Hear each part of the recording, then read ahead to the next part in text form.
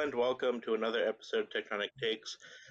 It's me today, Abram, your host. Usually we'd have Ivan and or Devin with me, but they weren't able to join us. But thankfully, we do have a very special guest today. We have Kasey. Kasey, how you doing? Doing good. How are you? Yeah, I'm good. It's a little bit hot. We were talking about it earlier. I was like, "Dang, you got a whole ass a sweater on. That's crazy." But Yeah. nah, yeah, it's a nice day outside. Other than that, but yeah, I'm missing Quakes. It's been a while. Yeah, it has. It's been a little bit now, and of course, the last time they played, just very disappointing result. So hopefully they can turn stuff around. Heading into the break, but the town, it's an interesting season for them because obviously, the big club, and we'll talk about it more, I'm sure, but the big club has just been, you know, trials and tribulations back and forth, and the town have seen different results for sure. So it's been No, yeah, interesting. for sure. Yeah, I feel like the town thankfully has been more consistent and less horrible. Overall, it's been a mixed bag though, unfortunately, but definitely better than the first team. That's for sure. So we got a chance to talk at the last home game, and you mentioned that you've been covering sports for a while. So I just wanted to get like a kind of a background for the audience of like your background in sports and also just soccer specifically. Yeah, for sure. I've been covering Bay Area sports independently for quite a while. I have I don't upload it on too much anymore, but YouTube channel. And I currently go to USC and cover sports there. So I kind of do a lot, for collegiate and pro sports. And soccer is kind of my main one right now, obviously with the town and Quakes coverage as well. But done a lot of different sports: hockey, baseball, football, basketball, kind of you name it. Just try to have a good kind of background knowledge of everything. Background in soccer, played as a kid, obviously. And but I've always been a big Quakes fan and Bay Area soccer fan in general. So to see like the opportunity kind of present itself with the town, I knew I kind of had to jump on that. So been with the club this season. Joined a few games through, but I'd already been following them at that point. But yeah, I mean, I do a little bit of everything. Try to get my name out there, just broadcasting, play by play, writing, podcasting, kind of everything. So it's been fun with the town this year, and hopefully it'll be a good future with them as well. Yeah, no, I mean, I think that's great. I obviously I covered Quakes 2 last year, and now they've come to town. Um, and I was really disappointed because of the move. Obviously, that meant I wouldn't be able to cover them as often. It's not as accessible to me, but I'm glad that the boys are getting some coverage because they fully deserve, all the support they can get. And I'm really happy that you're out there and putting in the work. Yeah, for sure. Um, Thank you. Of course. So, like we said, it's been a mixed bag this season. We're in ninth place in the Western Conference, and also overall, I think, let me see, 19th. So, and that's out of 28. So it's not going too well. What are your thoughts, and how would you describe the season so far? Yeah, it's definitely been, if I had to categorize it into one thing, it's been a very defensive minded season, and but not much emphasis has been on offense, um, which has been good and bad at times, right? I mean, they have a lot of games where, North Texas get a 1-0 finish against the top team in the West. I mean, that's still North Texas's only loss.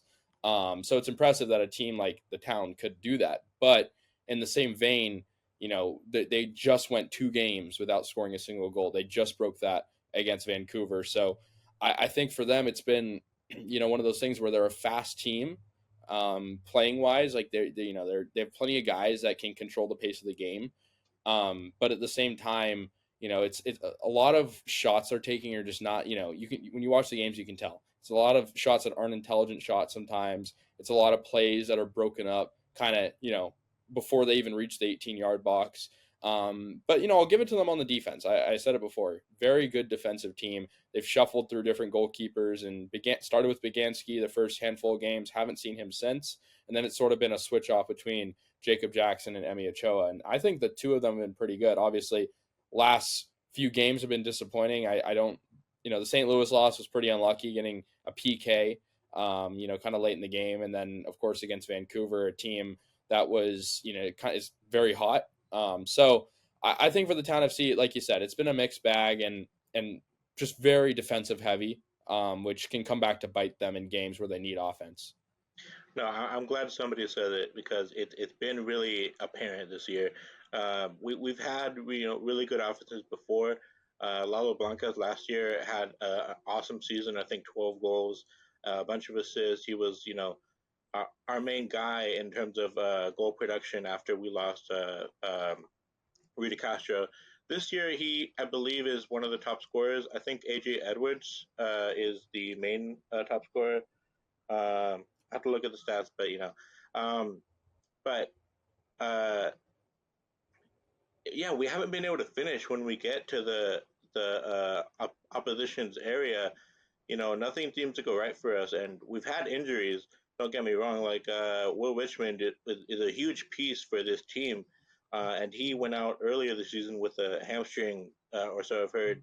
And that's a huge player for the Town. So, and we've also had Lalo Blancas have to fill in as a false nine of sorts. Because I don't know if there's anything wrong with Donnery right now, but he doesn't seem to have clicked as well as we would wanted. When I first heard about Donnery, I was like, oh, cool, we have a guy who used to play in England, international player, but he hasn't really, set the team alight like we might have thought.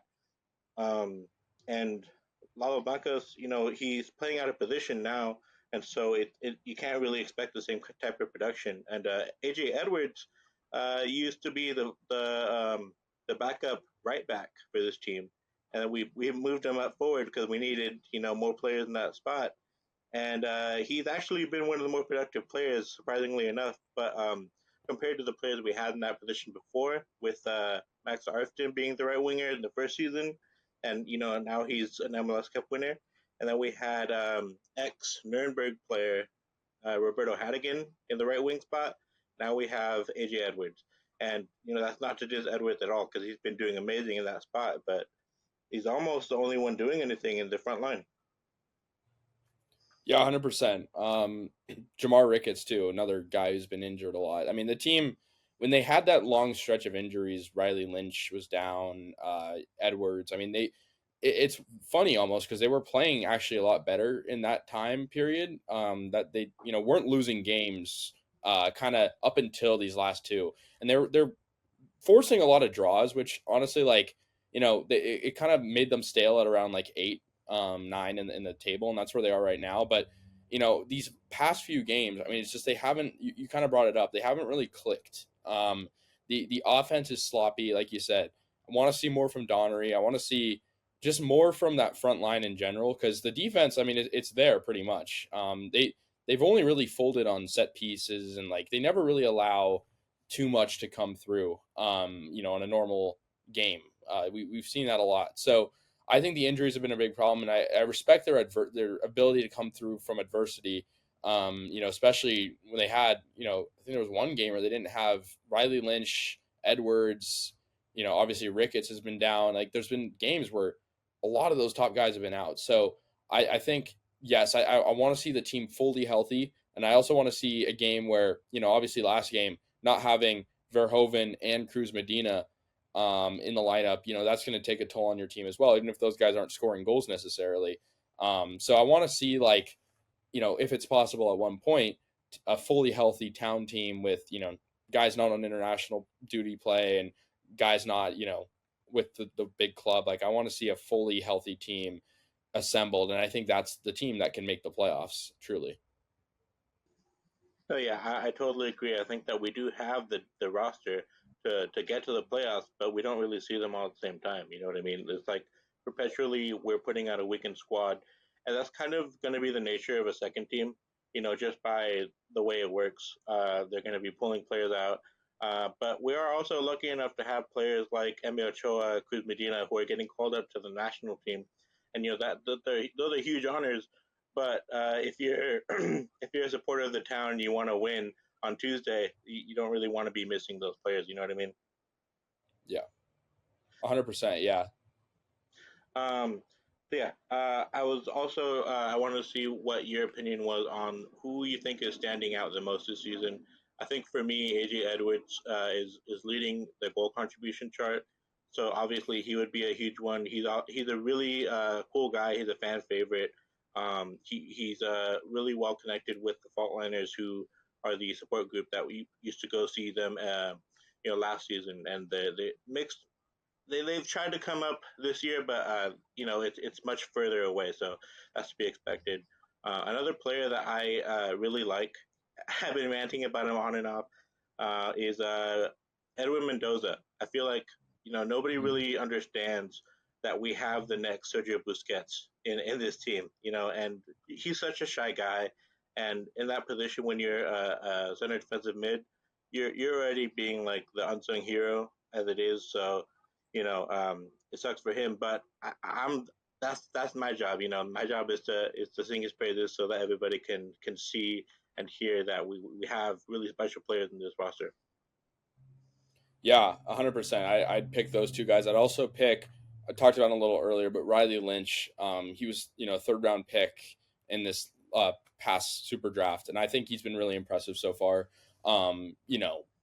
From contributing to goals and also scoring. I mean, he scored the first goal of the season for the team, and he really set the tone. I think like those first stretch of games, Riley Lynch was very reliable. Against Real Monarchs, he got the game winner. He had a really sweet assist against Houston that was being posted a lot, on MLS Next Pro because it's very clean. He plays a very clean game. He's very agile. He's not the fastest guy, Mm. but he's very agile, and I love Riley Lynch's game, and I think he's for a third round pick. I think he's been very impressive. I think of the three picks, Jamar Ricketts, LaRue, and him, I think he's been the most impressive so far. And that's surprising, right? He's a homegrown kind of guy. He went to St. Mary's, so it's cool to see him thrive. I also think Alex Chow as well has been very impressive. He had an assist last game actually to AJ Edwards, and he's not normally a starter, but he got the opportunity because of Cruz Medina and others being absent. But I've liked Alex Chow a lot. He's only 18 years old and he's already shown tons of promise. He's very fast. He's plays a quick game. He kind of reminds me of Cruz a little bit. I think Cruz Medina is more polished, just given he's Cruz Medina. He's a young star, but I think Chow has the opportunity to be a good fill in for that role if we see absences because when he played last game, I mean, he led multiple chances. I want to see him be a little bit more conservative with the ball.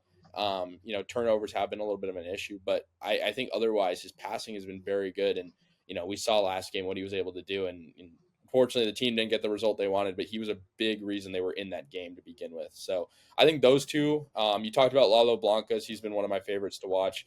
I want to see Sean Bilter step up. I think he had one goal this season, but he got kind of unlucky last game. I mean, the team, reminded me of the Quakes. They hit the post, got unlucky against Vancouver on numerous occasions, but I want to see other guys like that step up. But for now, I really like the guys you talked about and Riley Lynch and Chow as well. Been very, very good in my opinion.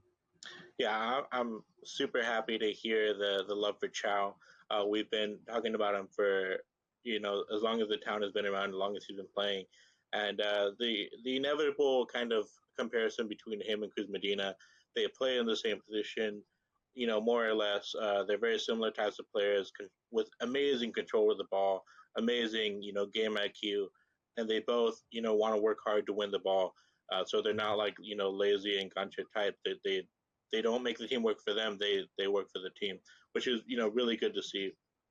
Um, and I feel like Lynch is a player that no one talks about, and I was skeptical on him for in the beginning because I just hadn't seen anything from him. Third round pick, and really nothing else, no more information on him. But he really has been one of those guys that's been impressive. He has 3 goal contributions this year, and he's one of the more consistent guys on the front line along with Edwards. But I think he's been playing more on the left wing. That's the problem with that has been that there's no one really in the center. There's no recognized striker in this team that's putting the goals away. And that's been, a really big problem because we need to be scoring goals. And if it's not going to come from a striker, then that kind of puts a lot of the onus on the wingers, and they have scored. They're some of the best goal scorers in our team, but when you consider the other teams, the top scorer in MLS Next Pro has 8 goals, and our best scorer has 3. That's kind of not where we want to be. But I Yeah, also for want to sure. talk And about I you think like mentioned briefly. So say it. I'll let you go. sorry, no, yeah, I was just gonna say like to that point, right? Like looking at the schedule, you're playing like if you're a town FC team that wants to make the playoffs, and recently they played a lot of good playoff teams. Vancouver is in a playoff spot. Other ones they beat North Texas, but they had some rough games where St. Louis 1-0 finish. It's like to your point, like top scorer in MLS Next Pro is 8 goals, you have 3, and then you can't really necessarily ride with some of those bigger teams. It's a little bit concerning. So, yeah. No, for sure. What I was gonna say is that I wanted to talk about Jamar Ricketts because he has had a really unlucky start to his professional career. I think that game against Oakland really didn't paint him in the best light, and then also on top of that, he got injured, and it was a really tough injury for him to suffer. That hamstring is it's a terrible injury when you're someone like Ricketts who likes to run past players and be so explosive. The hamstring is a really tough one. But I don't think people realize just Yeah, how for sure. impressive I he's mean, been. I think that I he's been think one of with my him, most he's been one of the most fun players to watch for sure. He's just so fast. He's so positive in the way he wants to play. But the main downside has been that he's not really a left back. He's been converted into that role. At least that's what I've been hearing. I didn't get to watch him in college, but from what I understand, he played higher up for his school team, and then has been placed into the left back spot because he has a lot of the attributes that would serve him well. But it's been kind of a transition for him. So defensively, he's not quite there yet. Like someone like Verhoeven would be more consistent, but he has a huge upside that I don't think people are ready. He's a special player. yeah, yeah, for sure. I think with him too, like we haven't seen that much of him, even at the next pro level. He's been a sub for most of the games that he's actually played in. But yeah, I want to see more. I agree with you that the position conversion to me has probably done him, not put in the best light necessarily for a first round pick. A guy who was picked early, a guy who, as a first round pick is expected to contribute right away. So I want to see him moved around a bit. Like maybe if it's next year, I don't know when it is, but he's a young guy. He's fresh out of the college level. I want to see him get a couple starts, get some opportunities at different positions, and also just like see him play healthy, right? Like we don't know how much like wear and tear was going on his body before he actually went down with an injury. So I think for him, I'm excited for Ricketts. Like you said, plenty of upside for him. I liked how he played, in the Houston game. He got a start in that game. Played 85 minutes, and that was his kind of first, big, full game with the Town FC, with the exception of the first game of the season, which was not the best offensive performance for the Town either. So I want to see him kind of come out and get and see Dan DeGear kind of put him in different roles, kind of use him as kind of a unicorn, like, put him in different spots, see how he does, kind of fit him into that role he fits in, and not worry about having to stick him into a role and that he's not going to play well in. Because I think for Ricketts, he's, yeah, like you said, plenty of upside. I didn't watch him in college either, but just, from knowing the player he is now, he's a guy that wants to, help the team win. And as a first round pick, that's expected. So I'm very excited for his future. I just think for now, it's going to be some growing pains before he gets out there on the pitch with, full ability. No, for sure. And I mean, I don't want to spend too much time on Ricketts, but he is one of the guys that probably merits that being a first round pick. Um, we need to see him in different positions, not just for his sake to prove what he's worth, and play him in spots where he's a little bit more comfortable as a more attacking minded player, but also for the team's sake because we need attacking players. You know what I mean? Like we don't have that much depth in the wings. And also, he played striker a little bit in college and he scored a few goals. That's not his natural position, but maybe it'll be worth a try. But I think that there's still a lot to come from Ricketts, and we haven't seen the best from him. But there's a lot of promise in a player like him. Um, so next, I think we'll move on to some viewer questions in the Discord. If you're not part of the Discord, make sure to check the link in the description, and it's completely free, and it's the most active. Obviously, I'm going to say it's the most active Quakes community fan base, uh, on the internet, in my opinion. But let's see. Hameen asked, um, can we provide a crash course on the team's relationship with the Quakes and how they fit into a player pipeline for the team? I'll let you take that one first. Yeah. So essentially, MLS Next Pro, it's the affiliate league of MLS. Obviously, it's slightly newer than USL. It's only in its third season, and as in this iteration, but essentially, the Town FC and the Quakes have a very close relationship. Town actually plays some home games at PayPal Park. But as far as player pipeline, the Town FC have the ability to send players up, receive players that come back down, essentially like minor league, sports in baseball. You see it all the time with teams. But the only difference is this is the only minor league affiliate of the Quakes. So you'll see guys come down and go up all the time. It's the affiliate, that's simply put. And the teams have a very close relationship. And you see guys go up and down all the time. We saw Cruz Medina and Verhoeven make the trip out to New York City, and I'm sure they'll be back in the Town FC lineup at some point. So it's one of those things where transactions happen all the time, and it's pretty unpredictable.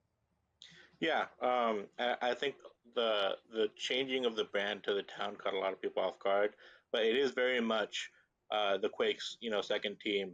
The Quakes run all the footballing operations, so it's not like they Benno is taking the team away. It's just in a different stadium, which was necessary because we now have Bay FC playing in PayPal Park. We play in PayPal Park. Not that field can only take so much. But yeah, we've seen the pipeline already working, like for sure. Like you mentioned Cruz Medina and Verhoeven. We wouldn't have really been able to know if they can do it at an adult level, a pro level, unless we had seen them kicking butt with Quakes 2 and the Town as they have been. They're like the most highly touted players in the Town's team for a reason.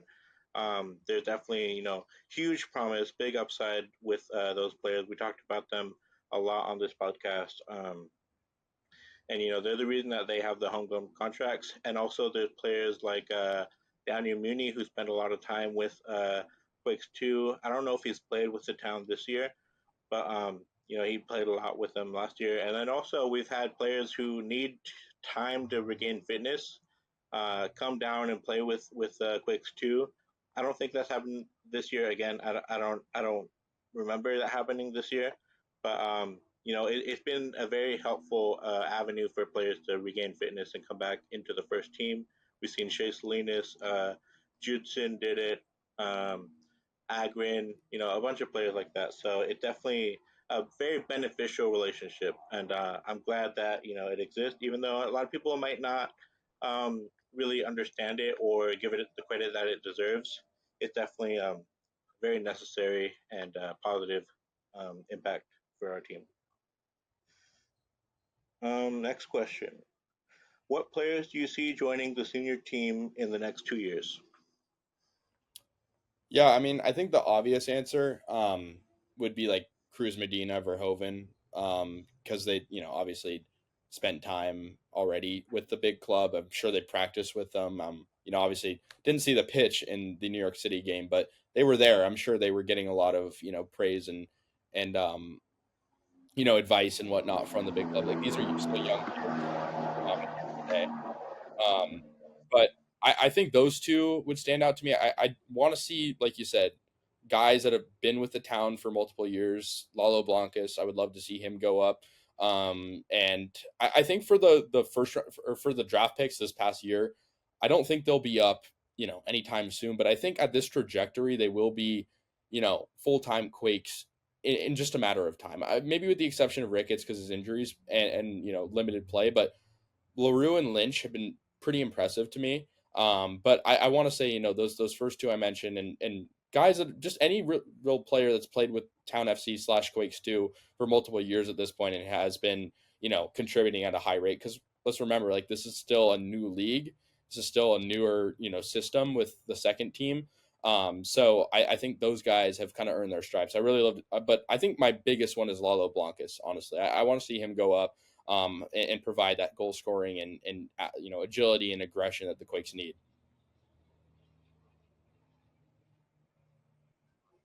Yeah, you just earned a lot of brownie points with that Lalo Blanca shout out because he's been a guy who I've been calling for, especially when we needed somebody in that position for the first team. I don't Nico I think was hurt. Scan was our starting center attacking mid. Blancas would have helped a lot in that time. Um, but I think you're totally right. I think Verhoeven and Medina. I think Mendoza is following closely behind, but also that's a tough position to throw a teenager into when you're a center defensive mid. You don't really want the 17-year-olds in that spot. You just don't quite trust them yet, and that's totally fair.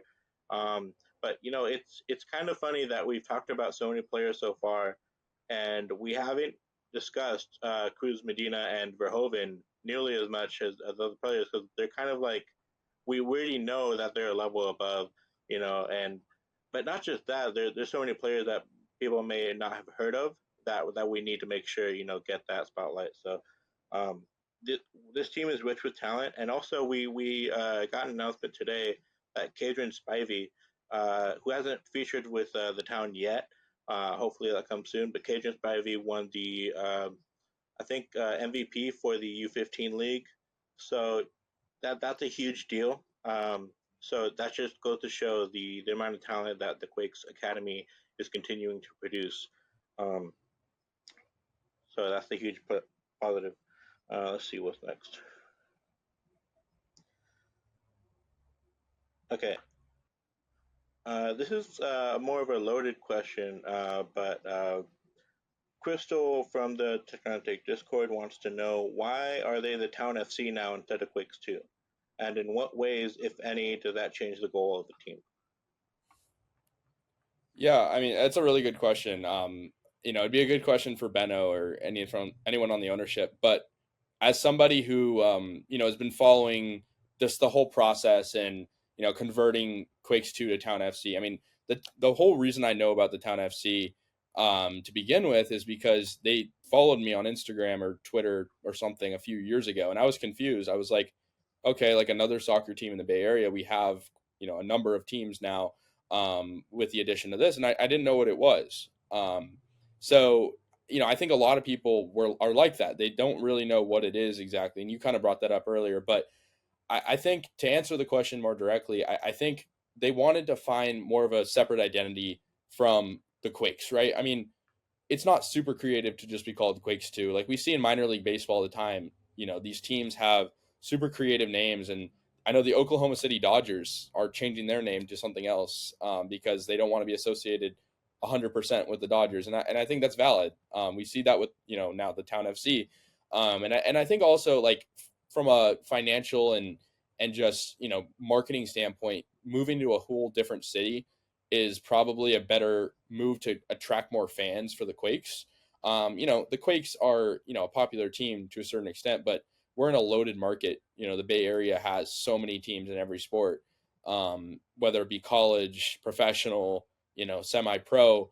We're loaded when it comes to sports. We have every league here now, and we're getting even more leagues with, we see Bay FC and the WNBA coming, and everything is kind of shooting up.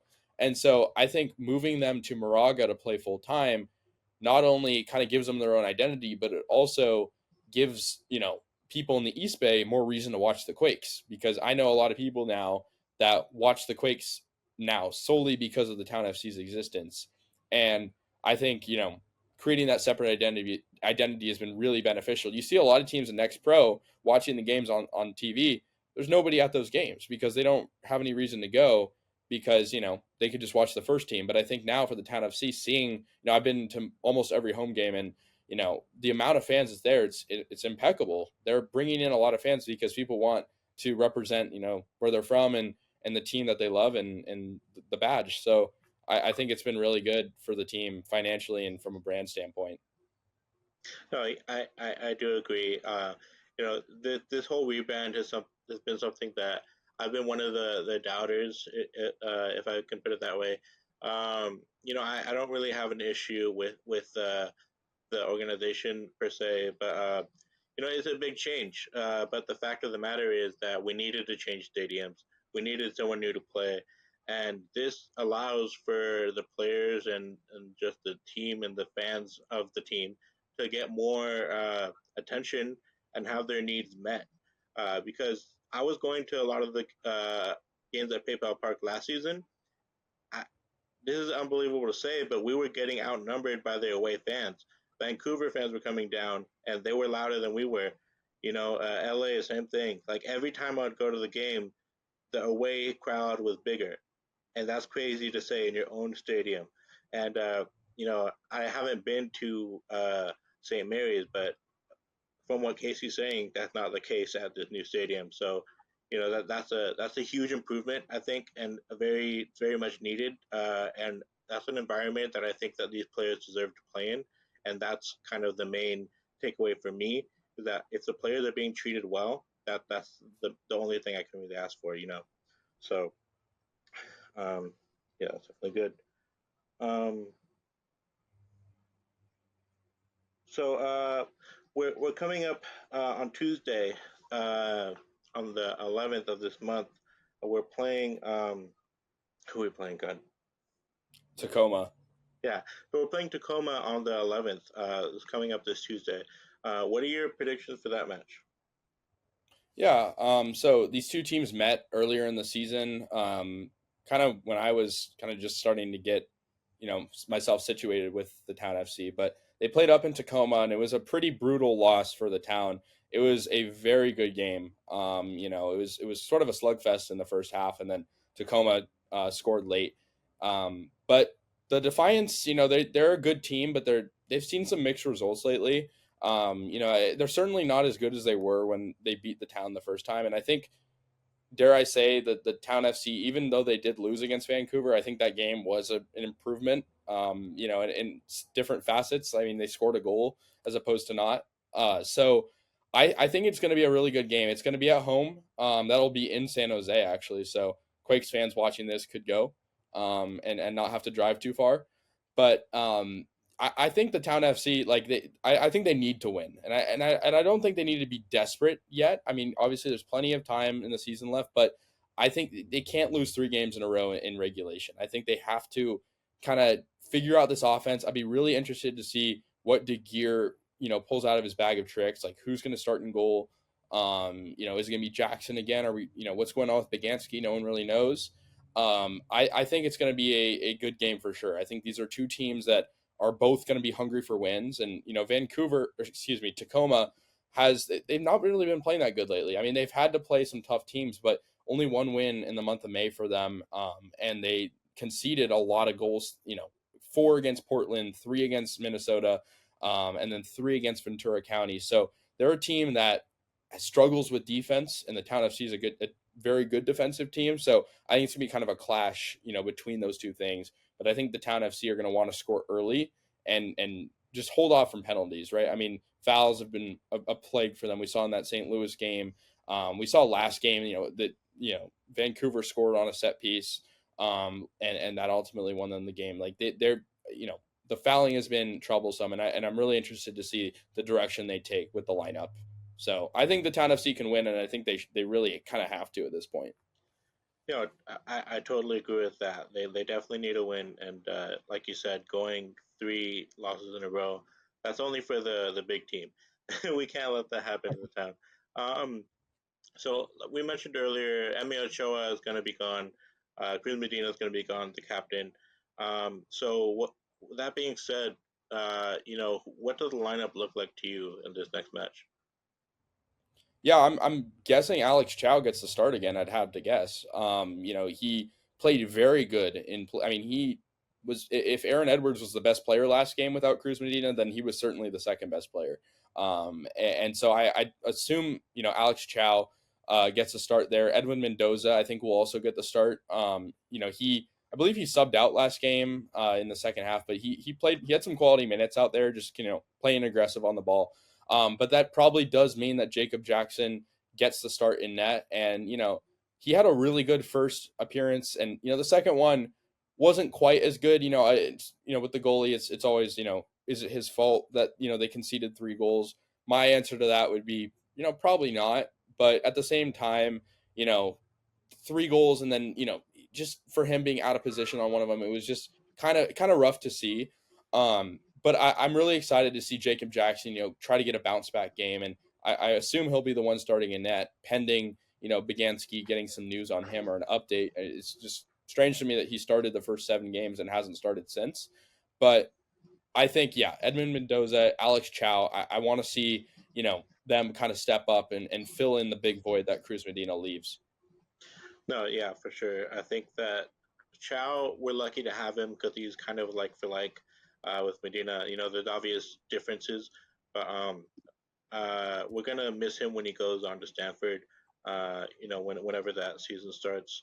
Um, I did want to talk about Begansky. There might not be much to talk about because you may not know, but have you heard anything? Because that is strange, right? You don't usually see that. I know that he did go back to his country.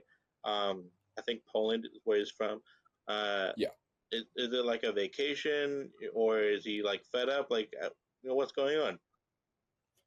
Yeah, I wish I knew more. I mean, the one thing I can say is I did go to practice. I believe it was before. I need to look at the schedule. I went to practice. I know after he was conceivably benched. And he was there. He was there practicing, and so he was with the club for I think that was before the LAFC game. LAFC 2. So he's been there.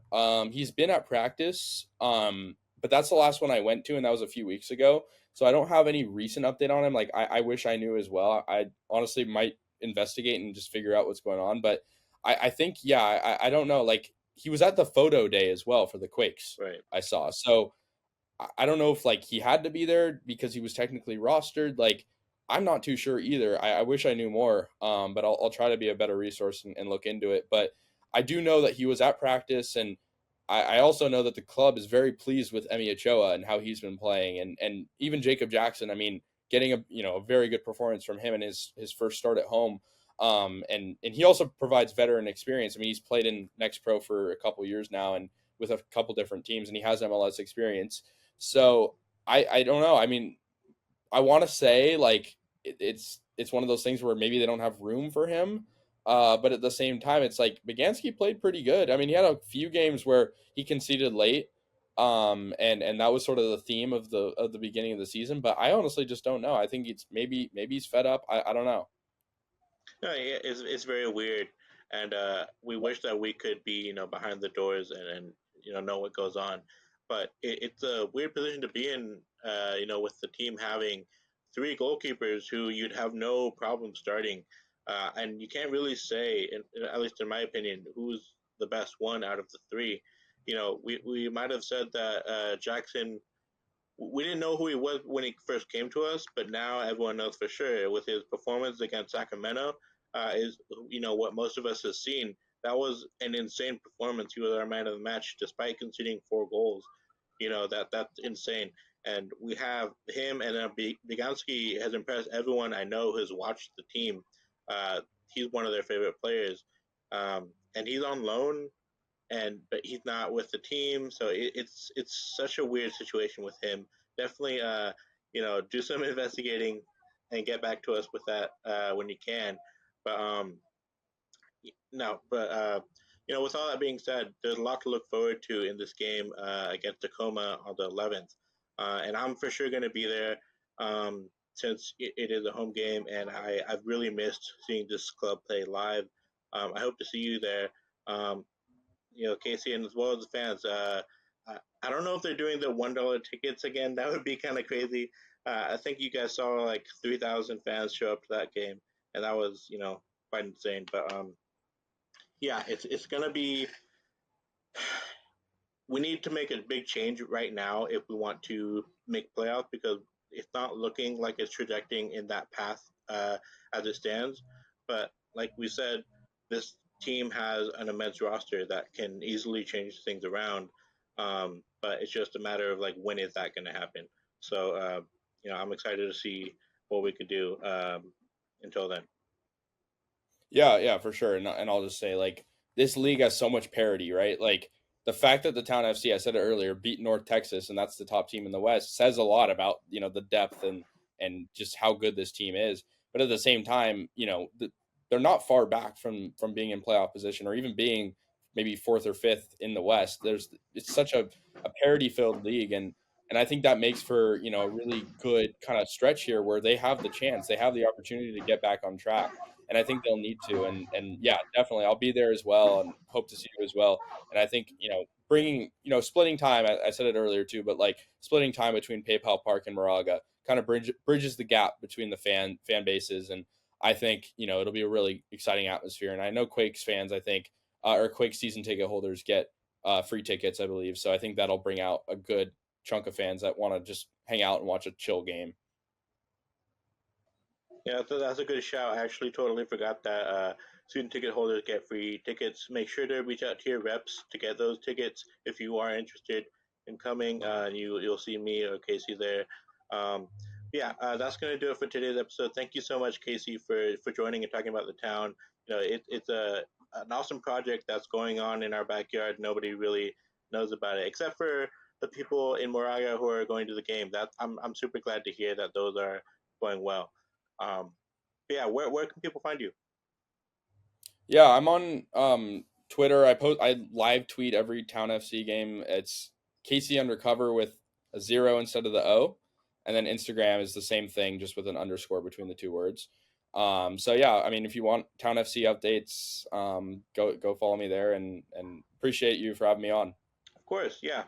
Maybe next season, if the town's still around and we're having a good season, we'll have you on again. Yeah, thank you. Appreciate that. All right, and that's gonna do it for today's episode of Tectonic Takes. We will see you guys next time. Go Quakes.